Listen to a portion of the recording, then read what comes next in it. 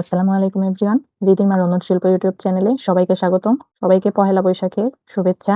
পহেলা বৈশাখের দিন সকালে কি আয়োজন করেছিলাম সেটা আজকে তুলে ধরছি। এখানে আমি ইলিশ মাছ নিয়ে নিয়েছি ভাজার জন্য।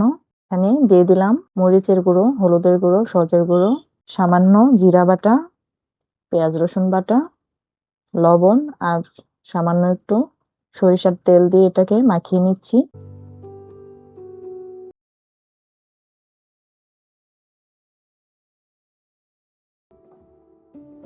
মশলাটা মাছের মধ্যে ভালো করে মাখিয়ে নিচ্ছি।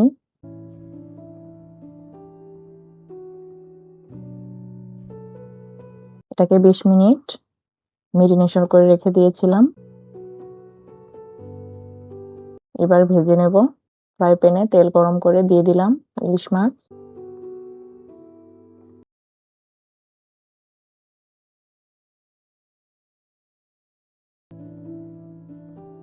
খুব ভালো করে মাছটা ভেজে নিলাম উল্টে পাল্টে।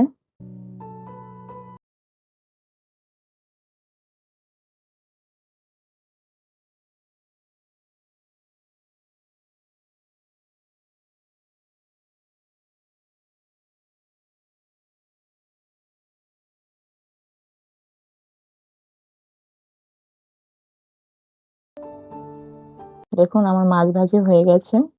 এবার নামিয়ে নিলাম। এবার কাচকি মাছের শুটকি ভর্তা করার জন্য নিয়ে নিয়েছি কাচকি মাছ। শুটকিটা ফ্রাই প্যানে দিয়ে দিলাম হালকা টেলে নেওয়ার জন্য।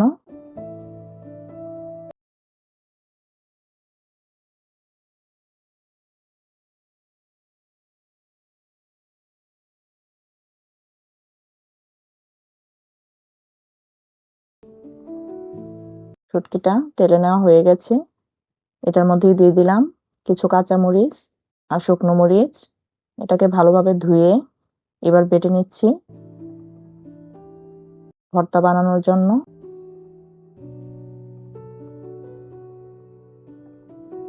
এখানে কাঁচা মরিচ, শুকনা মরিচ আর একটু লবণ দিয়ে বেটে নিলাম।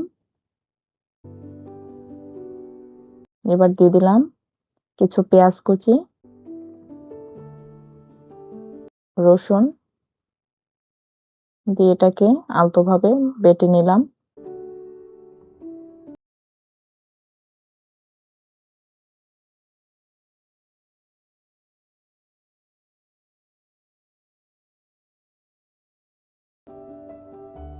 এই তো আমার শুটকি ভর্তাও হয়ে গেছে।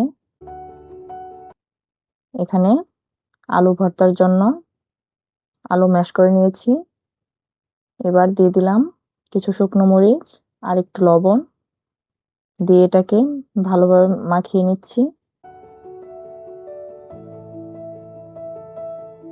দিয়ে দিলাম পেঁয়াজ কুচি আর সামান্য একটু সরিষার তেল দিয়ে এটাকে মাখিয়ে নিলাম।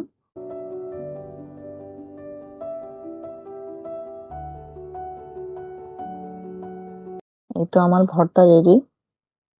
এবার এখানে পান্তা ভাত নিয়ে নিয়েছি। দিয়ে দিলাম আলু ভর্তা, দিয়ে দিলাম শুটকি ভর্তা, একটা কাঁচামরিচ, পেঁয়াজ আর একটা ইলিশ মাছের টুকরো।